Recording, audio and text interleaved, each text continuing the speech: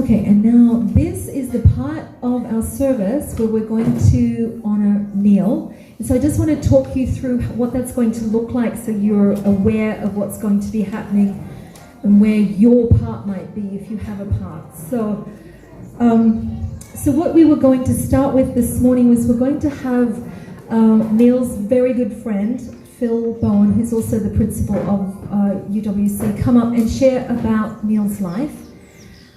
Many people in Orisha Vineyard didn't know Neil very well at all. He was extremely private. In fact, I was thinking yesterday as we were preparing his table and we had his big photo up there, he'd hate this because he just seemed to hate attention. And so anyway, today we're going to first of all share about his life and have the facts about his life, and Phil will come up and do that. And then after that we're going to give you an opportunity to share if you would like to share. So what we have done is over on this table over here we've prepared a candle, a large candle which represents Neil's life, and we're going to take a small candle, and so I'll light that to represent his impact and his life, God-given life, and we will each take a small candle. If you wish to share, you'll come on up and you'll share about Neil, what it was, a memory, or maybe something you just want to thank God for. And you'll take your tea light, you will light it off the big candle, and you just put it down next to it on the tray there. And so we will make sure that we model that. And I'm going to get probably Shaheen to end the sharing from the congregation. We'll leave it open. If you feel you'd like to share something, it doesn't have to be big. It can be. You'll come up as you feel you'd like to share, and she will end that sharing time. And then after that, Pastor David will come up and he will share. He will just honor Neil, but also share a sermon this morning about hidden treasures. So first of all, I'd love to invite Phil, if you would come on up. Thank you, Phil. Morning, everybody. My name's Phil, as Judy has explained, and I'm here partly as Neil's employer, I suppose, and there's lots of people here who are his students, but also as a friend. I go back a long way with Neil. I was just sitting there thinking of some of the things we've done. We watched England beat Australia in Australia, for example. That was memorable. And what else have we done? We were at the Uruguay against Ghana game when Suarez handballed it off the line. I don't know if you remember that, in the 2010 World Cup. So that was another match that Neil and I were at. And then we've probably done things that, Father forgive us, we've drunk Guinness in England quite a lot. So yeah, we go back a long way, and one of the biggest things we used to do was go to the Zambian bush and the wildlife. We went to the Serengeti a few times, and that was the sort of thing we liked. But my role here this morning is to give a life history so that we understand a little bit about Neil's time with us. Neil Charles McCulloch, Charles was his middle name, was born on Tuesday the 10th of June 1969 at the Ulster Hospital in Belfast. Neil was a popular name at the time, as just a few weeks later Neil Armstrong would become the first man to walk on the moon, and he was given the middle name Charles after his maternal grandfather. Although he was born in Belfast, Neil's parents, Archie and Maureen, were from Glasgow in Scotland and had only recently moved to Northern Ireland with Neil's two older sisters, Moira and Leslie. Neil was a very lively little boy, talkative, surprisingly. But he was very lively, talkative and mischievous, always up to something. He attended a local primary school where he took and passed the 11 plus exam, and then followed in the footsteps of his older sisters to Sullivan Upper Grammar School in the nearby town of Holywood. Incidentally, this school was later attended by the championship golfer Rory McIlroy. I think some of you might know Rory McIlroy, which seems appropriate given Neil's love of golf, which started from an early age. Always one to land on his feet, one of Neil's closest friends from primary school lived at the prestigious Royal Belfast Golf Club, where his father was the resident professional. So Neil took full advantage of free golf tuition from a very young age. He loved sports, something he had in common with his dad, and most conversations around the dinner table revolved around golf and football. What no one realised at the time was that Neil would never ever forget a detail from these sports conversations, no matter how trivial the statistic. Neil excelled at school in certain subjects, those he was interested in, such as history and Latin. Other subjects, such as French, not so much.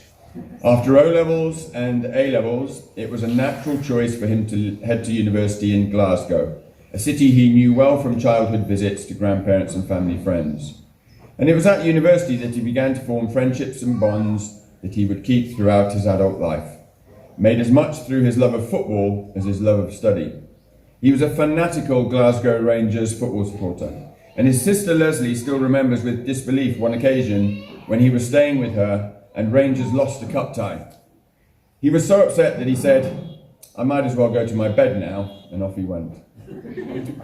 Neil was never afraid of hard work, and while at school and university he worked in hotels and pubs at weekends and during holidays. So it's no surprise that after graduating from Glasgow University, he spent some time working in a hotel in London while deciding on the next steps. And the next step was one which led him into a career that he loved so much. He attended teacher training college in South London for a year before embarking on his teaching career in a small market town called Brackley, close to the famous Silverstone Grand Prix racing track. He always kept in touch with friends he met during his time there. Never one to stay still for long and keen to travel, he decided that his next step was to explore the possibilities of teaching overseas. He was delighted to be shortlisted for a job in Bermuda, imagining free time on sun-kissed beaches, and then was extremely annoyed when they told him he was the runner-up and second choice after all. So instead, he headed to the Middle East, to Kuwait, somewhere which was a major step for him both in his career and in experiencing a very different culture.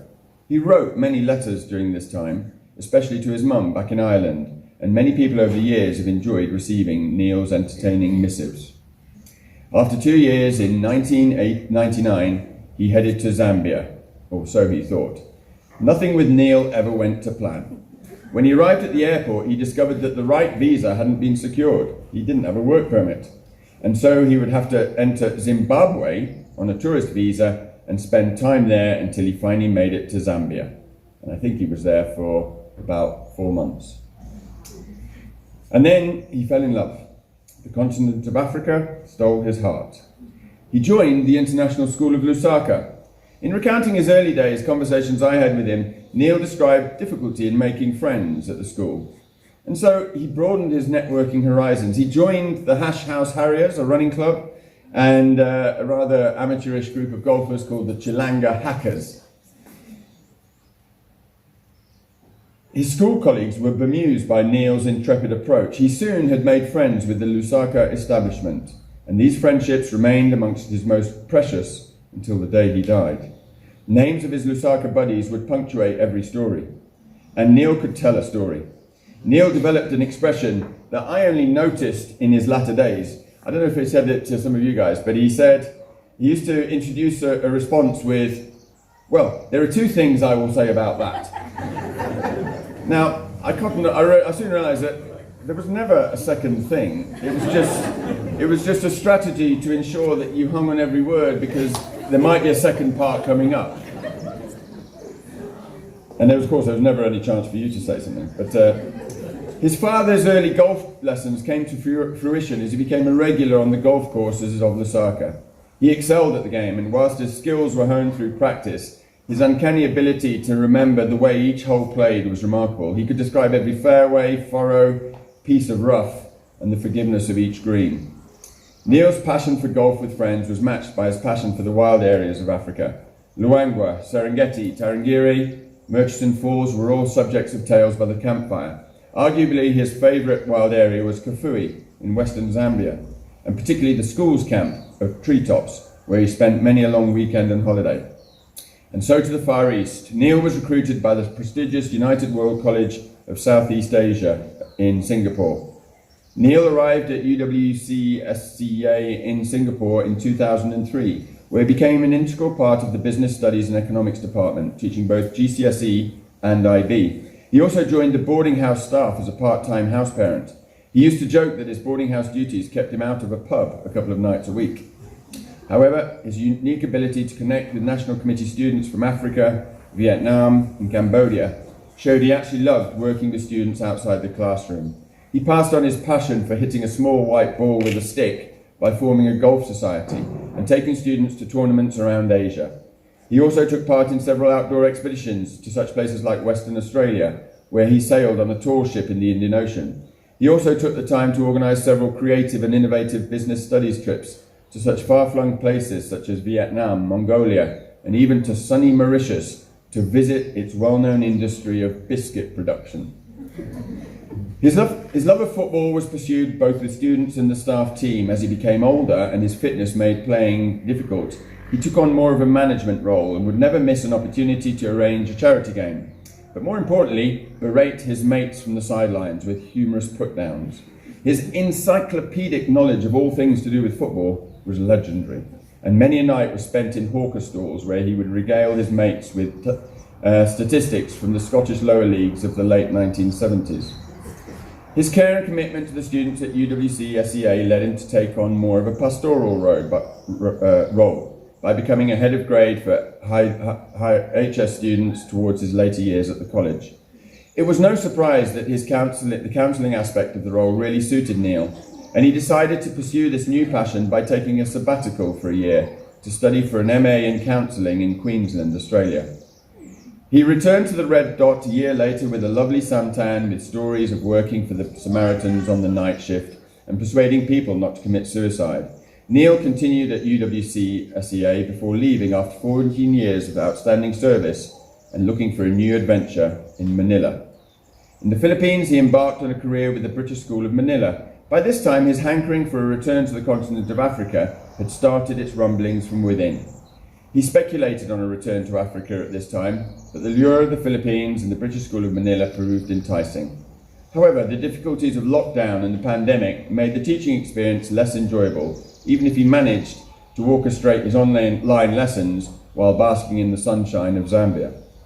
And so, with a degree of inevitability, he made the commitment to rejoin the UWC movement at UWC, East Africa and Tanzania. I felt that Neil's outstanding relationships with students from all over the globe, his unique ability to connect with and cajole diploma scholars during the most stressful 2 years of their educational careers, and of course his previous UWC experience, would be the perfect shot in the arm for our newly established UWC. And I was absolutely right. Neil suffered from ill health from the first day in Arusha, and I will always regret that he wasn't able to enjoy this fabulous country in the way that he would have wanted. Similarly, I will always be sad that my Arusha colleague, students here, parents, teachers, never met the Neil that his friends in Scotland, England, Zambia, Singapore, Australia and the Philippines knew. In spite of his illness, the Tanzanian community were treated to occasional flashes of McCulloch at his best.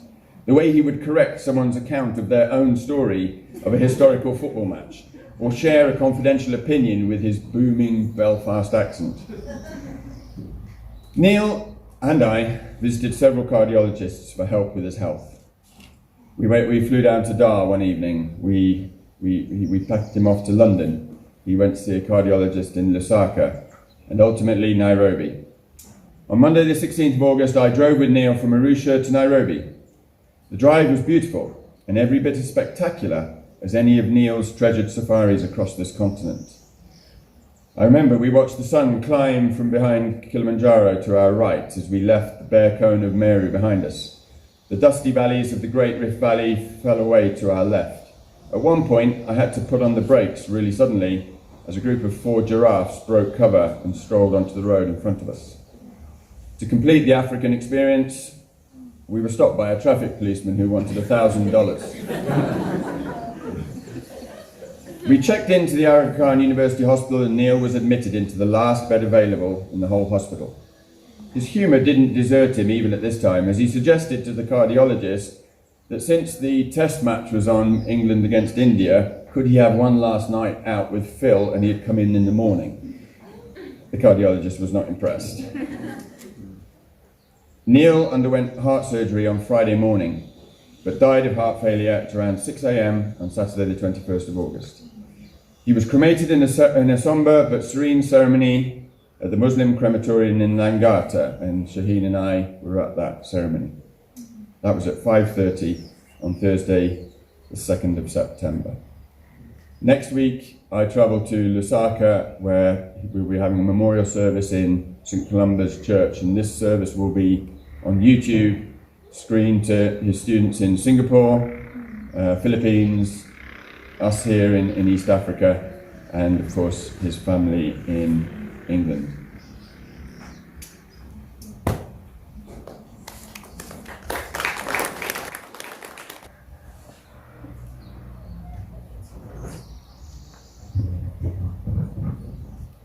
Thank you so much, Phil. Yeah, thank you for that. Sharing that was just gives us such a bigger picture than what we had of Neil. We just was beautiful. So I would like to share just my impressions about Neil. I think one of the things I want to thank God for was his quirkiness. He was quite quirky. He had an incredible dry sense of humor. And so one of the things that he was a part of within this church was not just coming on Sundays, but we had midweek groups. And these groups were they were called Cross Current, and it was about getting personal healing, relational healing, and emotional healing. And those groups, we actually sign confidentiality clause. We make sure that everybody feels completely safe, that no one is going to talk about whatever you share in those groups. And so we take a great deal of care to make sure that your information doesn't get shared. What we didn't take into account was Phil's booming voice. So we would have this whole area where we had 50 people, and they would be split into small groups, and you could hear Phil from the end of the church sharing his personal stuff loudly. And so I'd have to say to my small group, just speak up, we can't hear you. So that, despite his confidentiality clause, this guy had this booming voice that was telling everybody everything. And I think one of the weeks where, it was probably his last text on the group, we had this one week where it was, sorry, let's find his actual words. A week where we were talking about overcoming narcissism and overcoming self-love. And I sent all the material out to the whole group, and I said, and these are your questions that I'd like you to answer. These are what we'll be discussing in our small group. And Neil writes on the group, who do you think you are to ask me questions about narcissism? What gives you the right? And then there's a very small pause, and under it he says, he's got a hand pointing up, and he says, this is something a narcissist might write. I mean, just being playful, we got that, didn't we? Just in case the rest of us didn't get what he was joking about. So I just, even though he seemed incredibly private, if you got him talking, he wouldn't stop. And at the same time, he was so funny. He was ridiculously funny. So I would like to thank God for Neil's playfulness and his humor. I really thank God for it. And just let me light a candle for that. And whoever else would like to come up, you're welcome. I know there's a couple of people that had said they wanted to.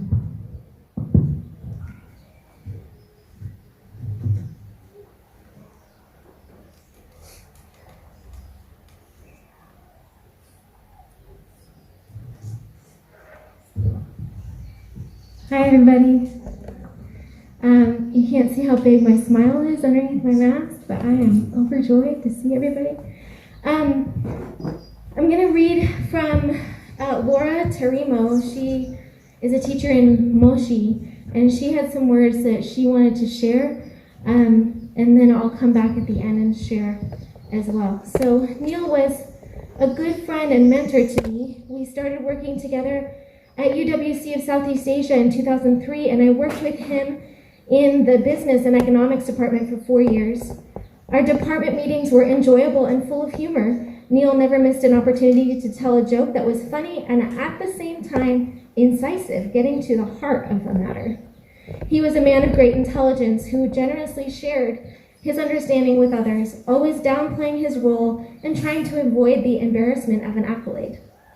He was an excellent storyteller, which made his teaching extremely engaging. His mission was to help students make the link between the subject studied and real life. He was responsible for organizing many interesting field trips for students, including a train journey from Beijing, China to Ulaanbaatar, Mongolia. His students loved him and found ways to give him credit for the inspiration they received. It was not uncommon to come across a full-page article featuring Neil in the student magazine. Personally, he inspired me, this is again Laura speaking, to come back to teaching after some years off, and it was a joyful moment when we were reunited in Arusha last year, and my young daughter had the blessing of meeting him. Neil is greatly missed. I thank him for his friendship and inspiration. I'm going to light a candle for Laura.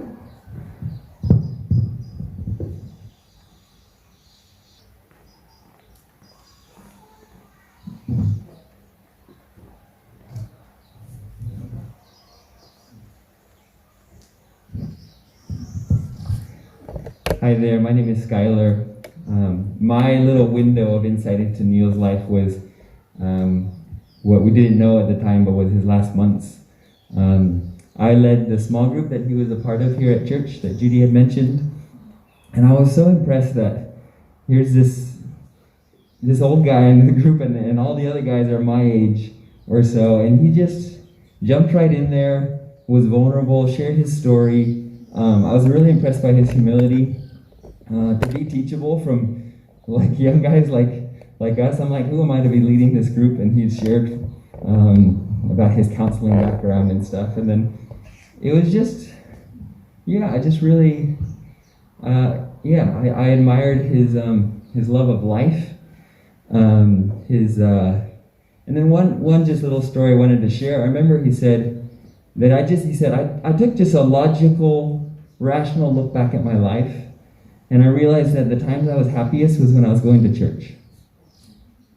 And just in a very kind of matter-of-fact way, he said, so I just decided I needed to start coming again and being a part of this. And he said that there was a sense of coming home for him.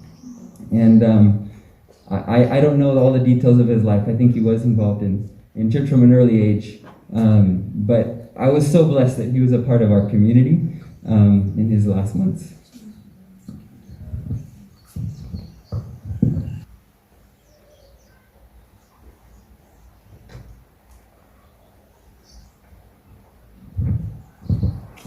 Hi, my name is Joel. As Judy said, Neil used to keep to himself, not say much. First day, I was in the small group with him, and I said hi to him, and he was like, hi. And he was just quiet until the time that he was allowed to share. And then I was like, okay, who are you? He was very loud and very confident. What was going through my head was like, if I share something, do not share back, because everybody else will hear about it. But he shared openly, and he was a really good listener. He really listened really well. I kept on telling myself like what I share here would not matter, or people would not listen, even in a small group. But I shared something, and then 2 weeks later, he quoted what I said, and then that really stood out for me. I was like, like he heard what I said, he quoted it and shared it in his story, and that really, for me, that was, I really loved that about him. He really listened to everyone and what everyone had to share. He affirmed and encouraged everyone in the group. And also, I admire that he was not shy. He was not shy about his past. He was just kept on saying like, I learned this. And I admired that. I admired his love for God and the desire for him to be closer with him, to have a closer relationship with God. And he just spoke to us in a really good way. Yeah.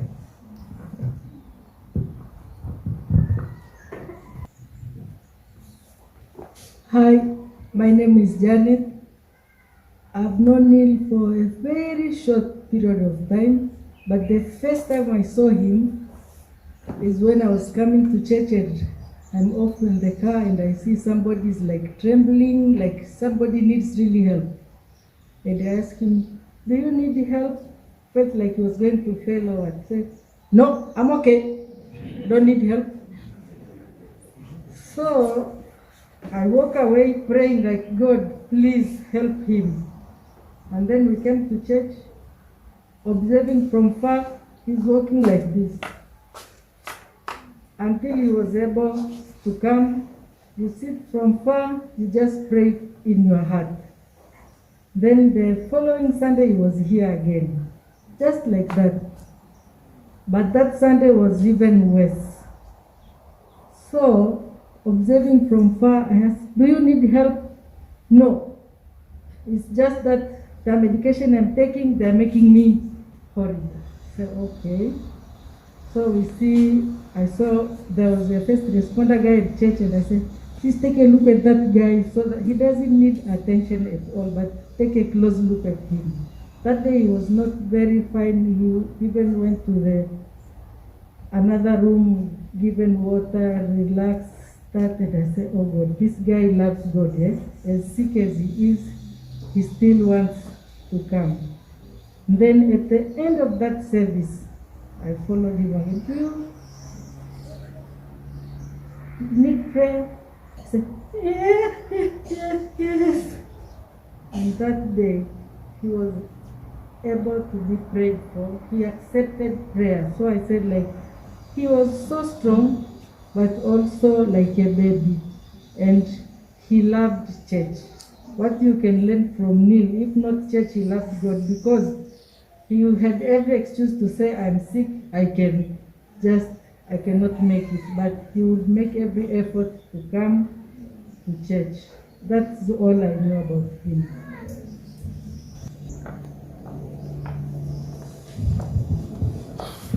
Lovely stories. It's also an opportunity, Neil, to get you back now, because you can't speak back. A couple of stories. Neil would never want to miss out. Neil would never miss out on something. I don't know if you know FOMO, so he had the ultimate FOMO. And in any social situation, he wanted this social situation to go on forever.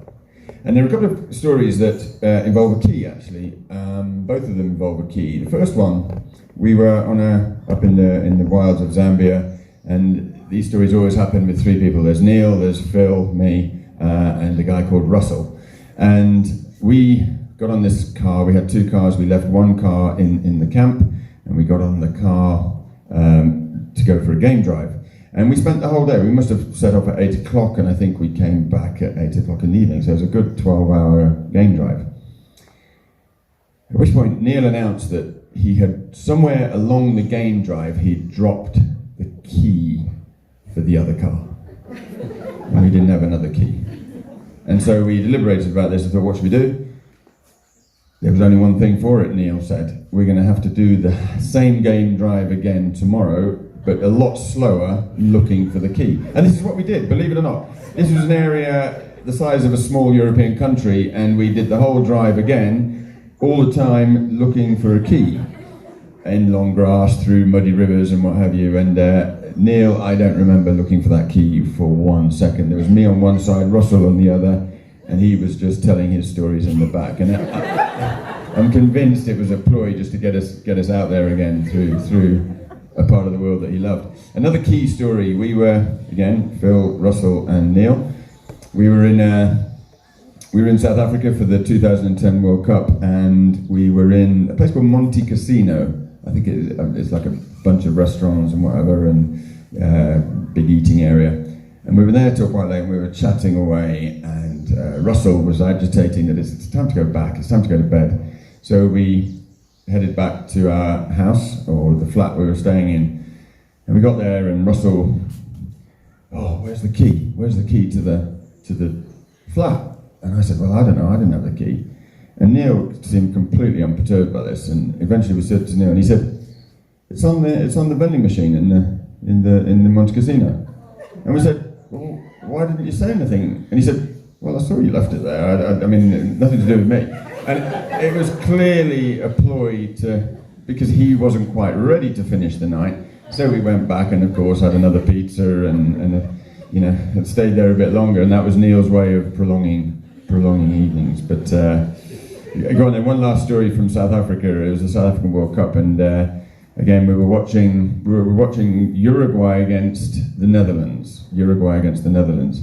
And there was Neil, Russell and me, and we're watching this, and I think Uruguay scored, so Neil and we all jumped up and you know, come on Uruguay, beat the, sorry people from Holland, but I was supporting Uruguay.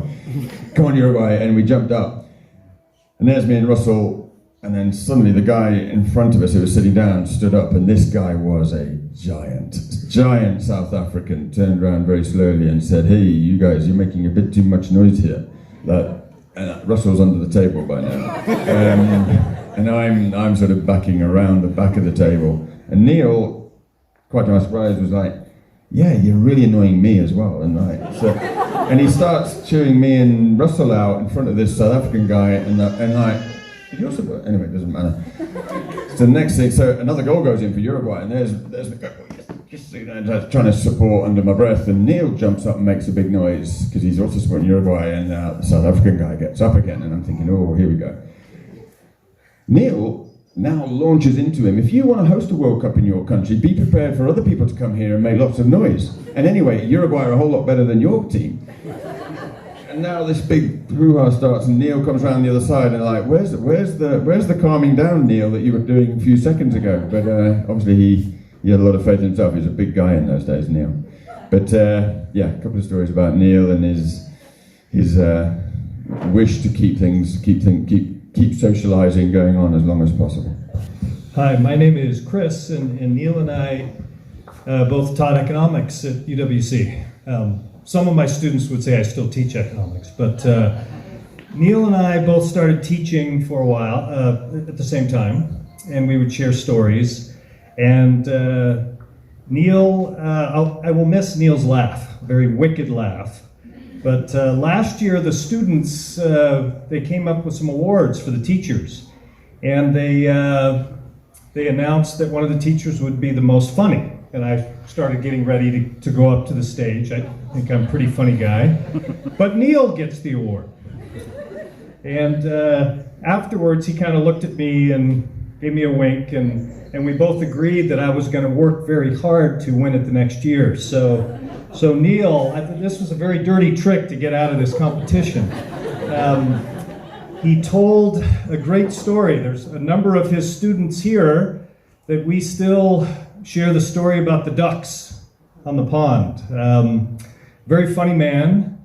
I think a man too that liked to take the, some people call it take the Mickey out of a situation. I think if he were here in the back, he would be leaning over to me and making fun of some of these long speeches. So, very funny guy. Hello, my name is Parsa. Mr. Neil was my economics teacher and also my boarding parent. He would spend a lot of time with his students. I only knew him for 2 years, but whenever he would come, lock us in, he would come 1 hour early to come just to see how we were doing, and then just engage in a conversation. We would see it's 2 hours after curfew, and he's still there talking, which was great for me, especially because I would always say how I felt about school and everything else. He was also a great economics teacher. He taught us with heart. I know more about Lusaka and Singapore because of economics than I know about Arusha right now. And he was never afraid to make fun of us, which I actually really loved. Once he called me a capitalist pig, but then after that he gave me a point for it.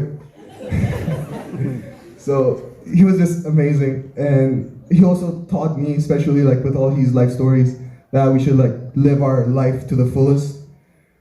Because he went from Lusaka to Singapore, from Scotland, everywhere. I really strive to be him. in the future, and I hope he rests in peace. Thank you.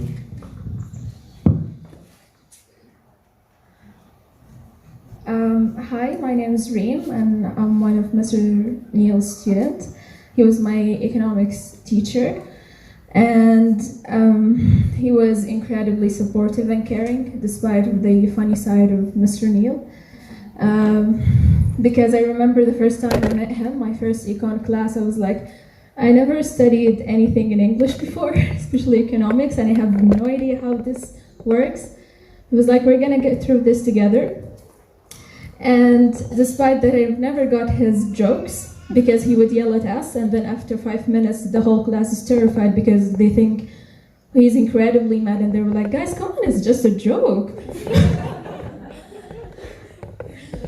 I remember once, like, I'm coming from North Africa, which is incredibly hot there, so every time I walk into the classroom, I switch off the fans, and he was like, and every time he would ask me, Reem, who made you a queen to do that? and other stories, because as Barza said, we learned about economics concepts through his life stories. We learned about unemployment through his story of being unemployed for a while. We learned about customer satisfaction through his girlfriend being mad at him in Zambia. And one thing I remember most about Mr. Neil, as we all complain about the IB program being hard, and everyone tell us that you have to succeed this program. He once heard me talking about that. I just want to leave everything behind and go back home and enjoy my life. And he was like, well, you might never hear this from a teacher, but in a high school program, IB or degree does not define you as a person, because no matter what degree you have in life, you're still going to be special. And you're still going to find a path in this life that makes you blossom. Thank you, Mr. Neil, for being a father and a friend before being a teacher, because that meant so much for every one of us. And may his soul rest in peace.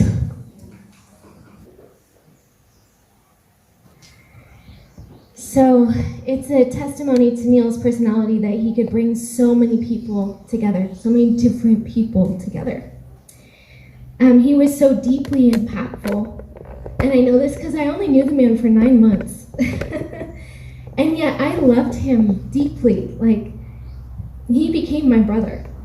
The first week I met Neil, I invited him here to church, and I really didn't think he would come here with me, but something told me, just ask him. And lo and behold, he came here every week with me, and we went to small group together weekly too.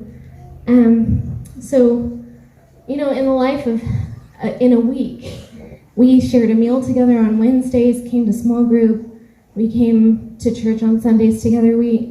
It was that time between January and June last year, when I came back to UWC for a while, we became friends. He was so observant and cared so much about everyone he knew and everything that he did. And I knew I was just supposed to be present with him, just be a friend. And just show up. And I wondered why I cared so much for this person I barely knew, this guy that would often frustrate me with his uncanny stubbornness. And like you students who talk about, like, you didn't get his jokes because he would say something and you'd be like, huh? Like, what just happened? And then yet so caring at the same time. He made me belly laugh without meaning to, and also most of the time on purpose. He was quick to share appreciation for good people and for good food. God never let me disconnect from Neil. He always reminded me that Neil was silently suffering and that no one, not even I, really knew how much he was actually hurting. And I look back and I know that he didn't want to burden anyone, and he really just thought he was going to get better. When I realized I had to go to Nairobi and say goodbye to all of you guys, it was really hard to go. But all of a sudden, Neil was in Nairobi, And he was there by himself. And I knew that that was God's assignment for me to be in Nairobi because I could be there. And he allowed me to be there for those moments as he was getting ready for surgery. And we prayed together and laughed together and shared life together right up to the end. And he told me he came to Africa to find faith again when he came here that second time because he wanted to find his faith. And he came here and he found it. And I thank God for that. He was cracking jokes when he was at his weakest. Like, we're talking Thursday night, Friday night. The last time I saw him, it was Friday the 20th. And he really was cracking jokes. Like, seriously, silly man. He was not feeling well, and he's like, go have your Friday night, go party. I was like, I don't have anywhere to go, Neil. He goes, oh, well, then curl up for the night. I will never forget that. I just am so blessed. Like I said, he was so deeply impactful, and I'm so blessed that I was able to be there to lean into God with him in the hardest moments. The love of God was so permeating in those moments, and when I remember Neil, I'll remember laughter and the unfailing love of God. I believe that Neil would stand here in agreement when I pray for all of you, that as you move on from this moment in time, from the book of Jude, verse 2, I believe that Neil would stand in agreement. Thank you, everybody, for your sharing. This was a very special time for us as a church because we've been going through some really challenging topics about being real, counting the cost, figuring out what life is all about. And what we're about is applying what we learn, not just growing in knowledge. And that's the big challenge in this day and age. You get recognition, you get privilege, you get opportunity for just knowing knowledge, not for being a person of character, a person of integrity. And even those words are words that we kind of use in a very glib manner and miss the treasure of their meaning. Now, Neil used to sit just about there. It was in the middle of the night last night. I talked to Judy, who happened to be awake. That's my wife, by the way. Because some of you are visitors, you may. Anyhow. This is where Neil would sit. Now, you got to realize that the front of the church at that stage was here. We met in a semicircle.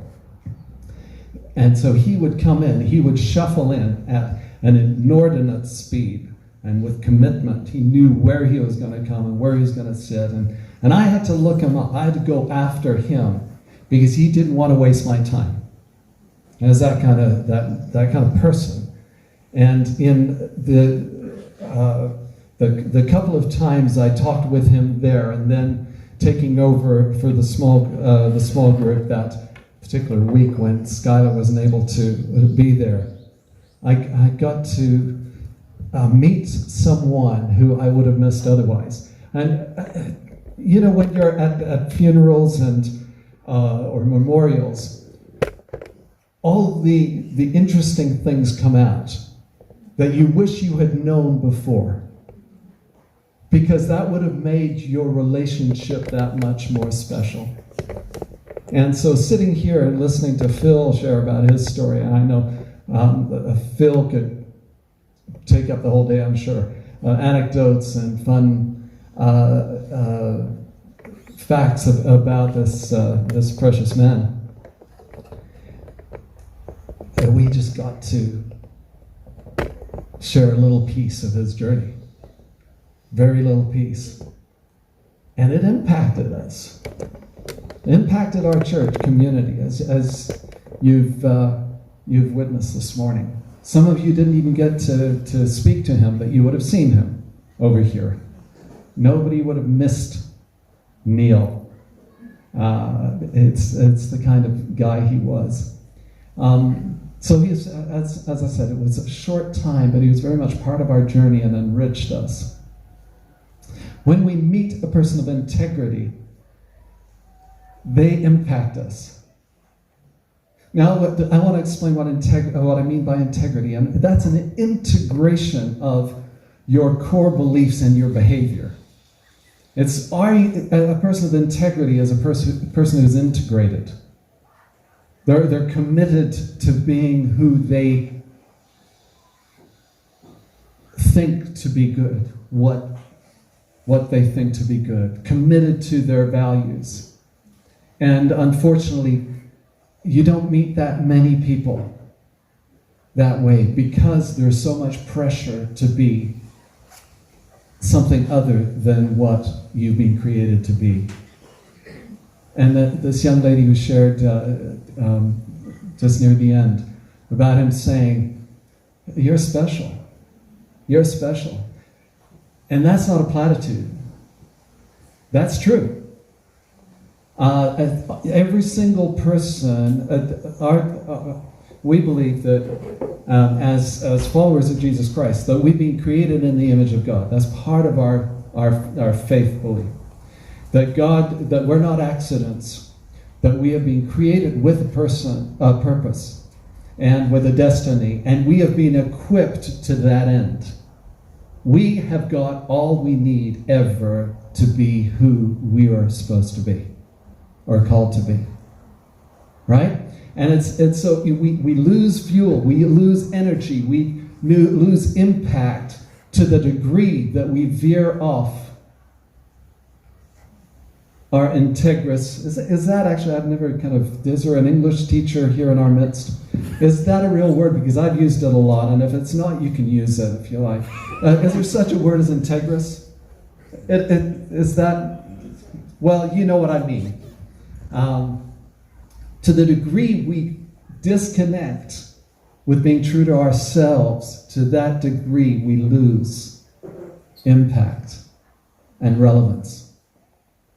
You know, it was William Shakespeare a few years ago who wrote this thing in Hamlet. Said, you know, "To thine own self be true, and it must follow just as night follows day. You can't then be false to any man." To your own, be true to yourself. And if you do that, you can be as certain as night follows day, you will be true to other people too. Now there's two aspects to that. It's being true to yourself. It's being true to your own needs. Take care of yourself. You are not a doormat. And as you connect with your own needs and understand the calling and the dignity of who you are, then out of that you can share with impact with others and call them into their own authentic journey. And so, you know, when you meet a person of integrity, it can be a real game changer. Or rather, a game enhancer. Because we got to figure out what life is really about. You know, I took 7 years trying to become an atheist, and it didn't work. And the thing that I was after was trying to figure out and trying to actually disprove who Jesus said he was by finding primary truth in other religions or philosophies. And I spent time in all of these other things. I'm a pastor's kid, so I was in real rebellion. I was a black sheep of the family and happy to be it. I was the one that was out there having fun and adventure. 7 years. That's how I ended up in Australia, meeting my wife, having kids there. So I'm somewhat burdened when I hear things like Phil said about Australia being beaten at times. I just want to, you know, I don't have Neil's mind for facts, but I want to check out if that actually ever happened. But, so, you know, what is this life about? What is this game about? I think that's what every single one of us needs to have as a goal in life is to figure out what is truth. You know, that Pilate famously said that in the final trial before Jesus went to the cross. And you see, that was part of the thing that offended me, is this God who ends up getting killed by the people who are supposed to represent him. Also, other things in this book that are just full, I mean, weird stories that if you haven't read them before, they'll keep you awake at night. And they don't seem to have any kind of direct link, and people are going, you see, that's proof. This isn't the truth. Well, the truth is, life is a mess. And beauty comes out of mess. And that's the weird thing about it. We have a crucified God. How bizarre is that? You know, that plot wouldn't stand a second if it was presented to a script committee. This is stranger than fiction. And so the challenge is figuring out what is truth.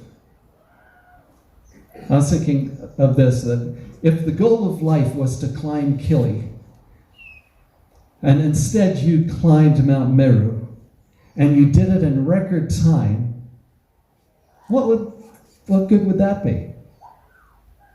If the goal of life was to climb Mount Kilimanjaro, and instead you excelled at doing something else, you would have a lot of people applauding you.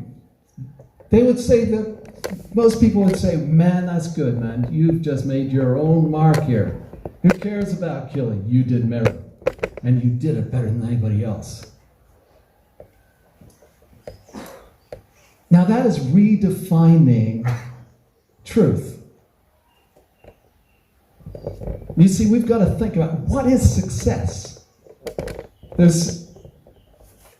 Success is, I think, in Western values, I've heard kind of you just see it coming out of people's, if not their mouths, out of their ambitions and the way they, the things they do and aspire to, is seemingly is getting from the cradle to the grave as safely as possible with as much money or resources as you can't take with you. Right? I don't know about you, but that's what I see being pushed. I love books. I've got a lot of books. And I'll tell you what, the values that are coming out of these things just do not seem to be asking the real questions.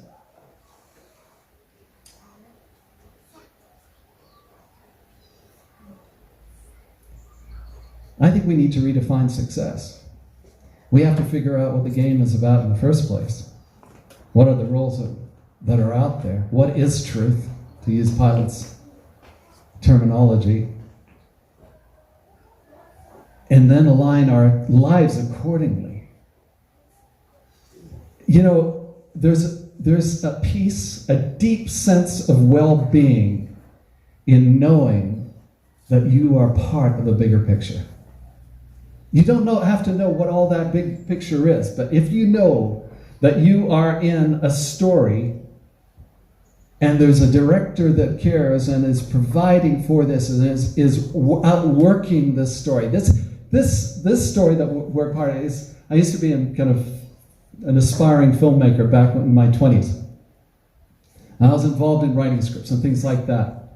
And in the Hollywood or the Australia film industry, it's like you have a script and it's the cleverness of the script. But the Italians, well, they are a whole different ballgame. They didn't even have live sound back in the day. They didn't care about it because that restricted them too much. They would have actors going out there, saying a bunch of words. And then the director would be able to edit the film accordingly and put words in to suit his story. And that gave him freedom. And it seems like life is more like that than about this prescribed script. It's messy. I left Christianity for that time because I was very critical about the church. And I said, they're just a bunch of hypocrites. They're a bunch of broken people. They need each other. Well, that's true. I don't think I've ever met a person who's not broken and who needs others.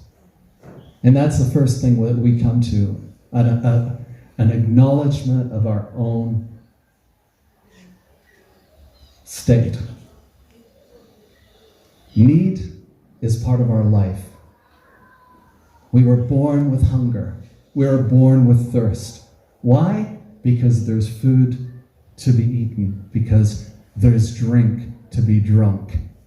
That's part of our lives. We are not lesser people because we need. But we need each other. And, we live in an age where just in the last 10, 20 years, we've just seen this emergence of post-truth philosophy. Back when I was younger, 85 years ago, we used to laugh about these philosophy courses where you would literally argue that black was white, and you'd get rewarded for the credibility of your argument. And the only people who were impressed by it were the people in the class.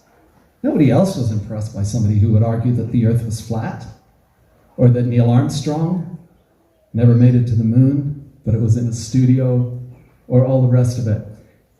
Nowadays, truth doesn't really matter.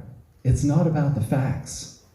It's about me finding my place and my identity and my own credibility. And we find ourselves in this post-truth era recreating the narrative, trying to. The old saying is, God created us in His image, and ever since, we've been trying to return the compliment. It's true. We try to create a God in our own image to convenience ourselves. And the challenge is, if you're a person of integrity, you need to commit to adjusting your life and your focus and your values in line with what you discover to be true. I'm not here to say, become a Christian. I'm talking to all of us here who've been walking this Christian life, some of us for decades. And we need to own up to the fact that we all have this tendency to create a Christianity in our own image that will suit us better, suit our ambitions. When the Lord of our particular faith is saying, unless you lay down everything, give up your life, you can't follow me. It's this total surrender of what we have, we want, we consider important in order to discover primary reality. We think that primary reality is what we can taste, smell, feel, what you're sitting upon. Well, in 1,000 years, what you're sitting upon will not be sittable upon. So what is true? And maybe even the question, who is truth? Because our understanding of it is, if you just look at creation, look at nature, it's all about relationships. You just look out there, this beauty, it's incredible. It's all relationally bound in. There is no isolation. And we are being called to belong, to become part of this big narrative. And you have a special part. Every single one of us is being given a platform to contribute from, a voice. Even as we drive, we see the village people at the side of the road. You go, these people, who are they?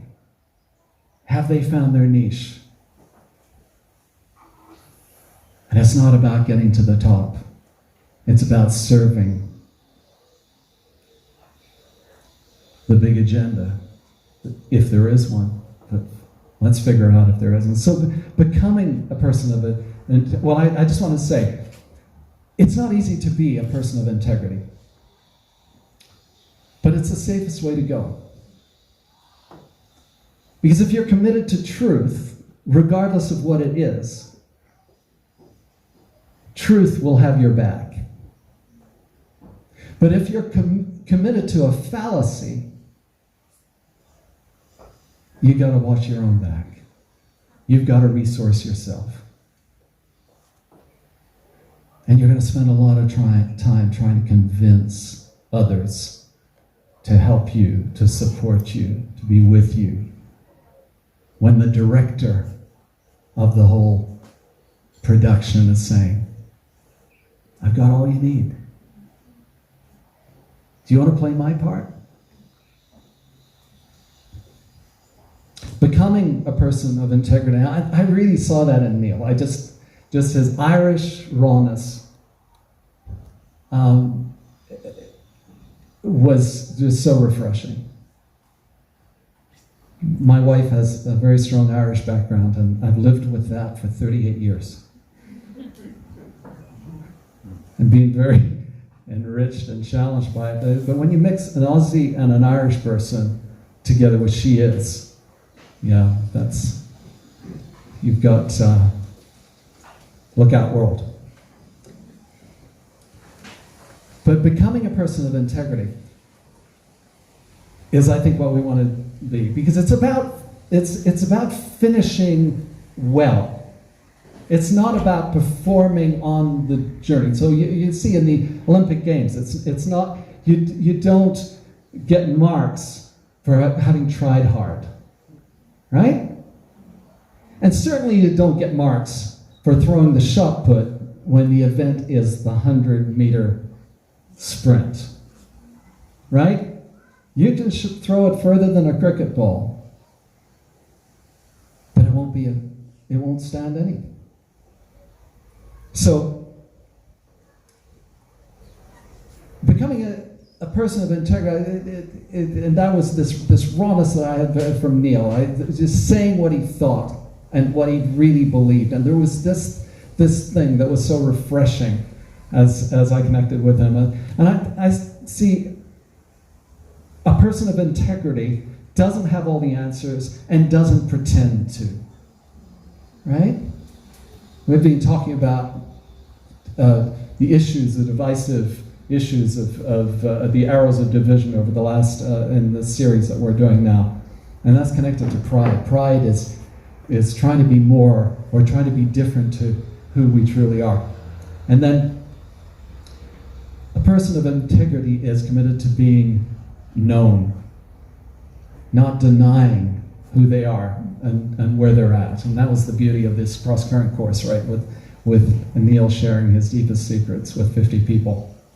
But the beauty of that was that it helped others become more vulnerable. You see, that's the impact of integrity. Meeting with integrity.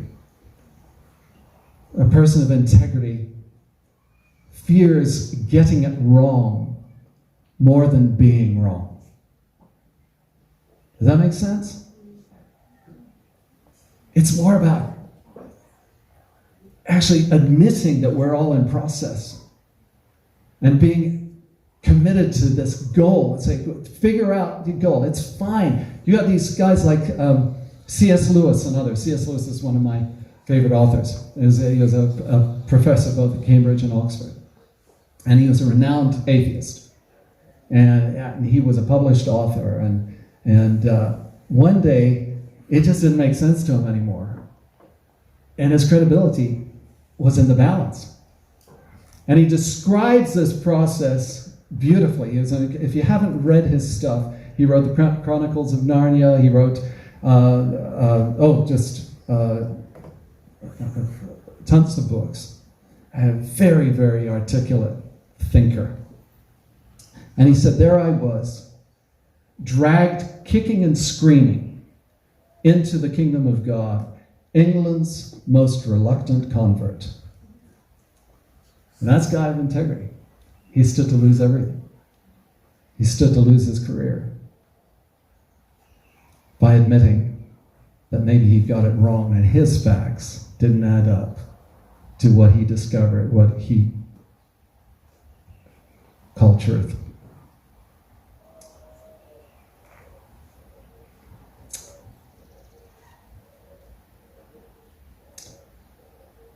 A person of integrity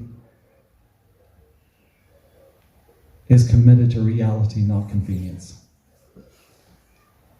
And I think these narratives that we have ourselves in, and these, I'm reminded about the story about Rolls-Royce releasing their new model, and there was this incredible review on this beautiful car, and the reviewer said, at 80 miles an hour, all you could hear was the faint hum of the electric clock. What did Rolls-Royce do? They didn't celebrate. They did recall to fix the electric clocks. You see, that's how people who live in Rolls-Royces or Rolls-Royce lives are committed to this perfectionism of comfort. When we were born for adventure, we were born to be wild, to celebrate. The guy I met just within the first few weeks of being here was a South African former CEO of 2 companies. And his marriage fell apart, so he sold everything up and resigned his positions and decided, I'm gonna ride the world. So he bought this beautiful BMW and rode around the world. This guy wasn't a Christian. But boy, he had some interesting insights to life. He lived on the edge. He lived in the vulnerability of the elements. And so a person of integrity is not committed to comfort or safety, but to reality.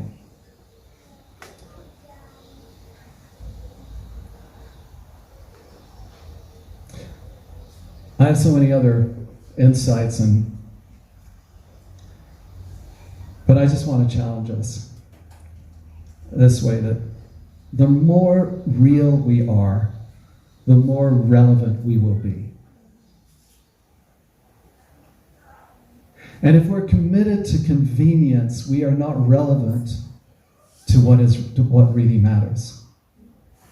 People who live Rolls-Royce lives make it safely to the grave with lots that they can't take with them. But nobody remembers them. It's the radicals that get out there, the crazies, people that are honest about where they're at and what they believe or don't believe, ask the hard questions. Their wrestling is in order to get more insight rather than to shut up the opposition.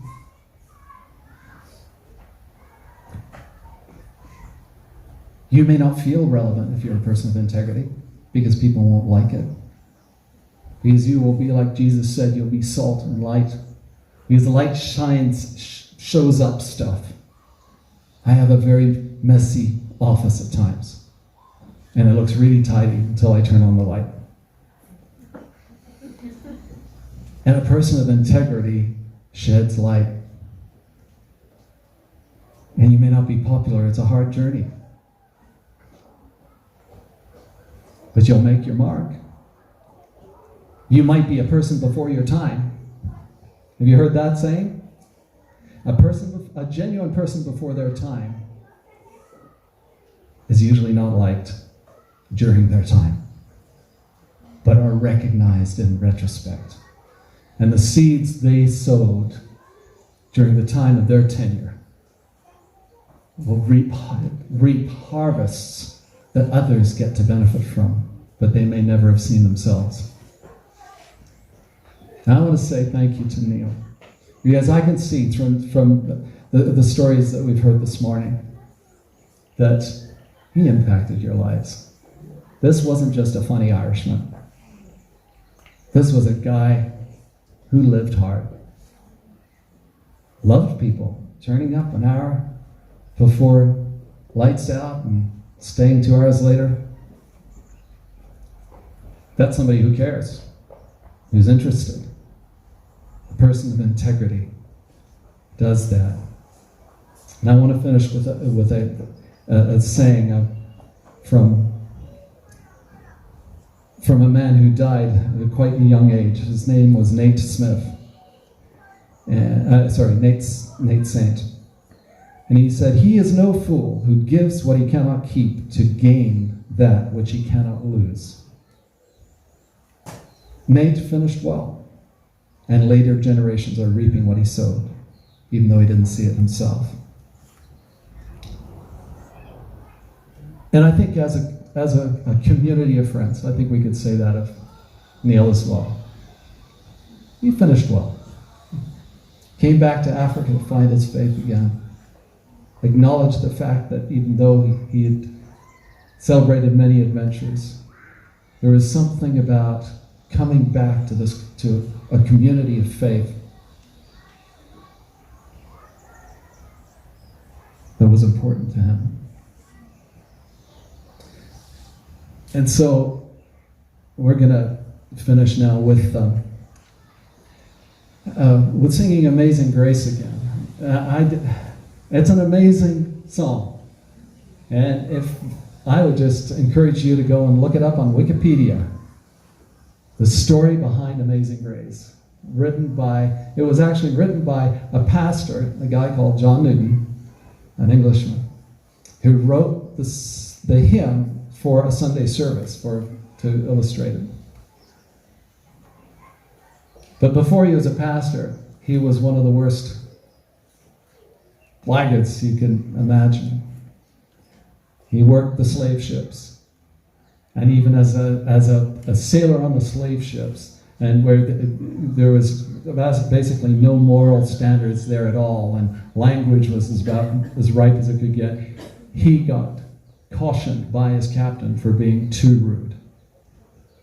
He eventually almost lost his life in a storm and called out to God, which kind of wakened something up in him and went, oh, maybe I do believe in God. And then much later on, he then followed through on this sense. But you've got someone, and this is what it's about. This is about people that are messed up. I don't think any of us could claim to have the kind of background John Newton had. And what came out of his life there as a broken man, getting healed up, was this kind of treasure, this song, Amazing Grace, that is sung over 2 million times every year around the world. Many times in non-religious environments. But it's hard to get away from the message. Neil finished well. He ran his race. He impacted ours. Amen. Why don't we stand and sing this once?